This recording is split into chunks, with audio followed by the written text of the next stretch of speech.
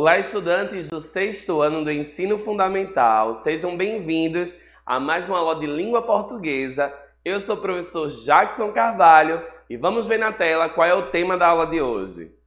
Na aula de hoje, nós vamos falar sobre a coesão referencial. Então, vamos seguir aí adiante. Temos aqui um pensamento do dia que eu trouxe para vocês, que é um pensamento do Mark Zuckerberg. Vocês já ouviram falar dele? Pois bem, o Mark Zuckerberg é um dos criadores do Facebook, certo? E ele vai dizer o seguinte: é melhor você tentar algo, vê-lo não funcionar e aprender com isso do que não fazer nada. Então, deixa essa mensagem aí no início da aula de hoje para que vocês possam se sentir mais motivados, para poder, realmente seguir, com as atividades, com as aulas e tudo mais, sem desistir, ok? Pois bem, vamos seguir adiante aqui e vamos recapitular a princípio o que é a coesão textual. Antes de a gente introduzir o tema da aula de hoje, que é a coesão referencial, eu quero dizer a vocês que na aula passada eu já comecei falando sobre a coesão, tá? Só que eu falei sobre a coesão sequencial. Então, vocês depois de terminarem a aula de hoje, vão lá no canal do YouTube, Voltem aí nos vídeos e procurem a última aula para poder ver o conteúdo, porque essa aula é uma continuação, beleza? Pois bem, então na aula passada eu falei a respeito do que é a coesão textual.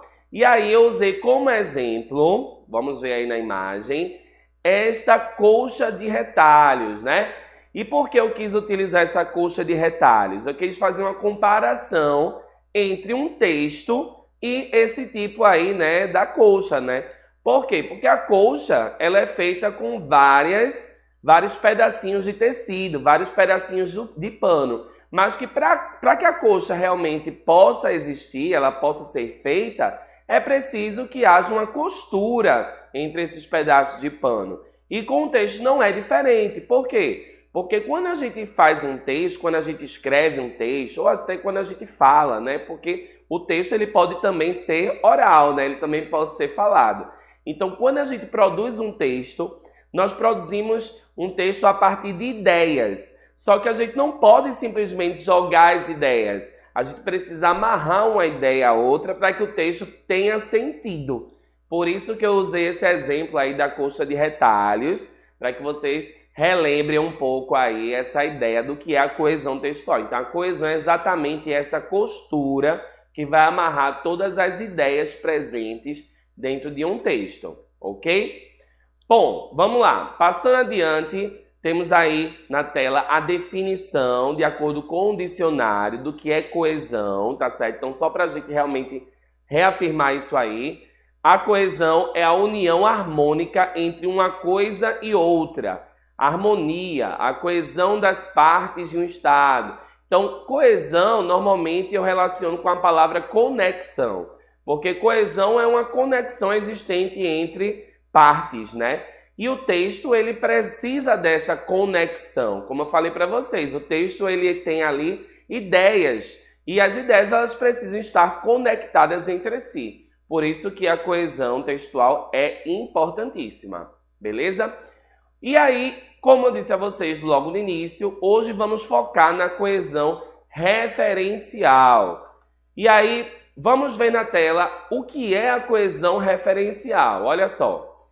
Na tela tem dizendo o seguinte: é um mecanismo de coesão textual que colabora com a textualidade através do uso de elementos coesivos. Ela conecta as diversas partes de um texto, sejam palavras, orações e períodos.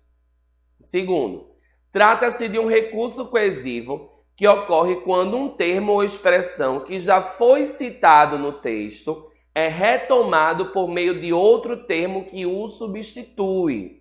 E, por fim, a coesão referencial pode ocorrer de diversas maneiras, e os mecanismos mais utilizados são a anáfora, a catáfora, a elipse e a reiteração. Então, gente, vou explicar de uma forma mais fácil para vocês entenderem. Veja bem, quando eu falo coesão referencial, esse termo referencial, você automaticamente deve lembrar que Referencial deve ser algo que se refere a outro, não é? Então, a coesão referencial, ela é estabelecida dentro de um texto quando eu tenho ali dentro do texto palavras ou expressões que retomam outras palavras de dentro do próprio texto, certo? Ou retomam ou antecipam essas palavras. Então é como se uma palavra se referisse a outra dentro do texto, certo? E isso é muito bom, principalmente quando a gente vai construir um texto dissertativo, argumentativo, quando a gente quer argumentar alguma coisa. Por quê? Porque a gente tem que evitar repetições. As repetições, elas acabam prejudicando o andamento da leitura, não é? O texto ele fica ali meio que num sentido assim que não sai do canto, né? Porque fica ali aquela mesma palavra sendo repetida.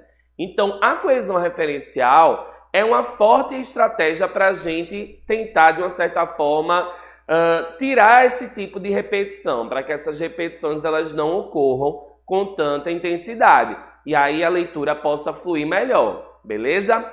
Bom, vamos ver aí no exemplo que eu coloquei na tela, exatamente como é que funciona essa relação, essa referência existente entre os termos num texto. Então, olha só, o cachorro latiu, ele fica irritado quando há pessoas na rua, mas é um animal bastante amável. Veja, nessa frase aí, né, nesse trecho aí que eu utilizei como exemplo, nós temos 3 palavrinhas em destaque, né, de vermelho. A palavra cachorro, a palavra ele e a palavra animal, certo? Então, veja bem, quando eu cito aí, logo de início, a palavra cachorro, eu poderia também citar novamente a mesma palavra quando eu falo que ele fica irritado, não é porque eu estou falando ainda sobre o cachorro. Só que eu estaria causando uma repetição que seria desnecessária, porque eu acabei de repetir a palavra cachorro, não é? Então, para que eu evitasse essa repetição da palavra cachorro, o que foi que eu utilizei? Eu utilizei um pronome, que no caso é o pronome ele. E mais para frente, eu vou precisar mais uma vez retomar a palavra cachorro, que já foi citada no início. Só que aí, para que eu evitasse também a repetição da palavra, eu já troquei por outro termo, que nesse caso é a palavra animal, que vai se referir à palavra cachorro. Entende? Então, nesse caso, podemos dizer que o termo referente é o termo cachorro. Ou seja, a palavra ele tem como termo referente a palavra cachorro. A palavra animal tem como termo referente também a palavra cachorro, certo? Então, é basicamente assim que funciona, ok?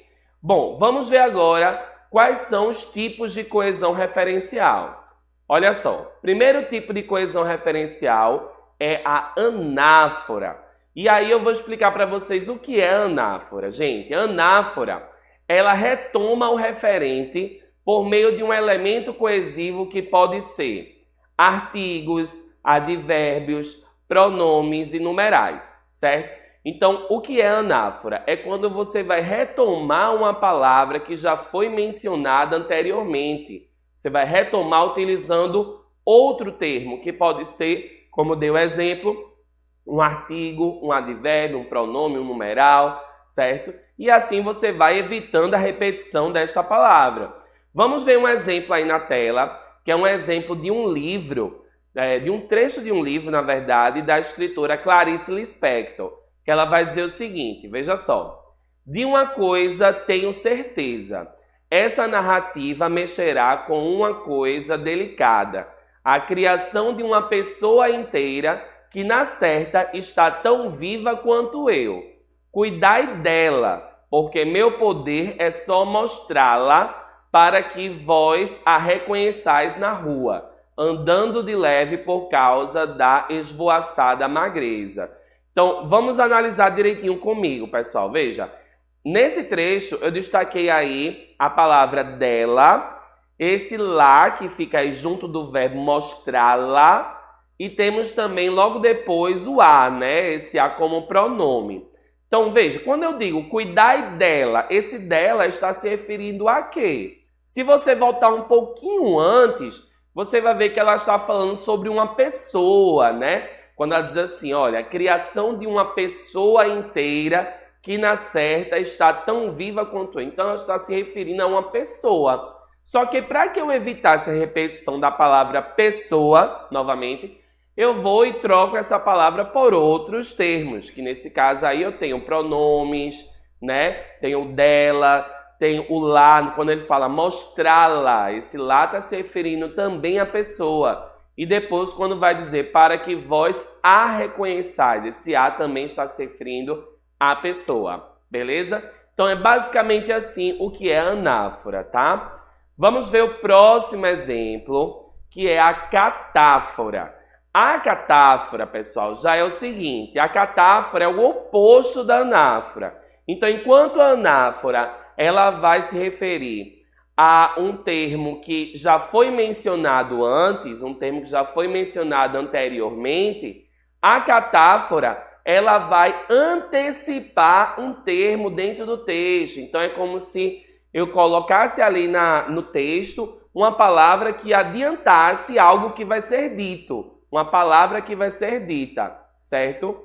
A catáfora, diferente da anáfora, antecipa o referente, ou seja, o referente textual surge após o elemento coesivo.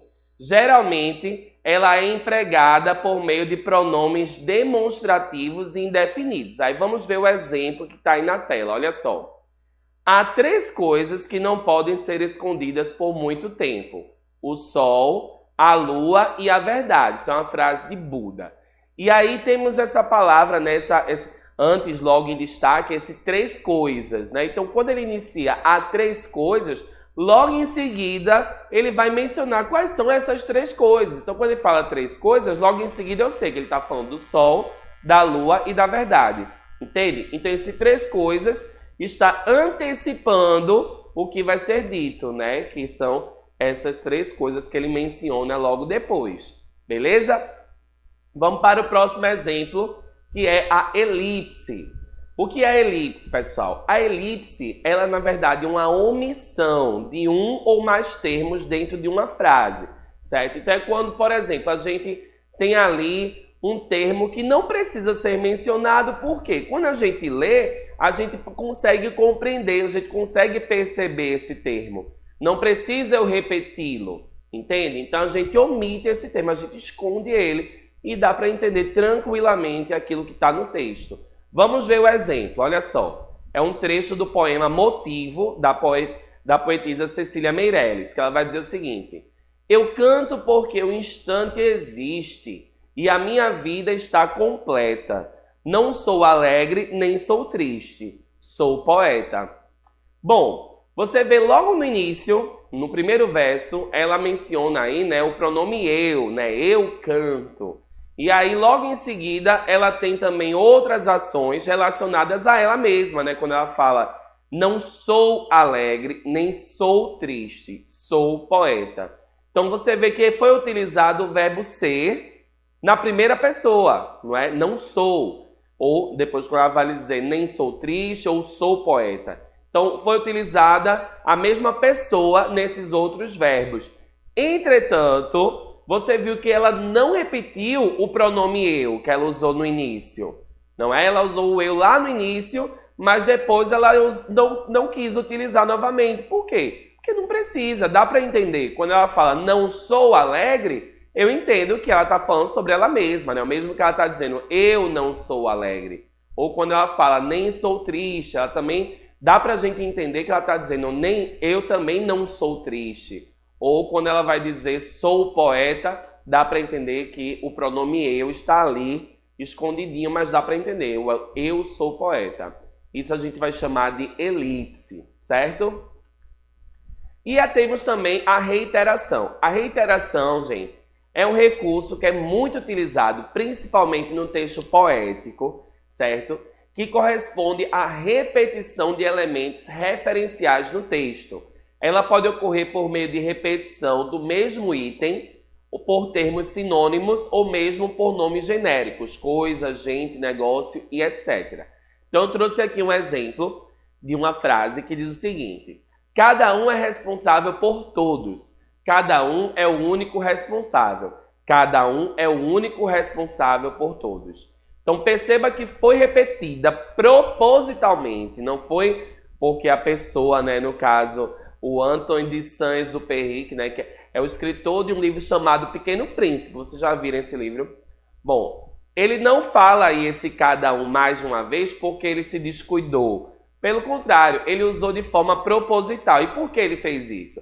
Porque, na verdade, ele queria dar uma ênfase a esse cada um, né? Ele queria marcar esse cada um aí no texto e reforçar, na verdade, né? Então, isso aí é chamado de reiteração, ok? Pois bem, gente, então, ficam aqui as minhas considerações finais. Quero agradecer a cada um de vocês pela participação de sempre.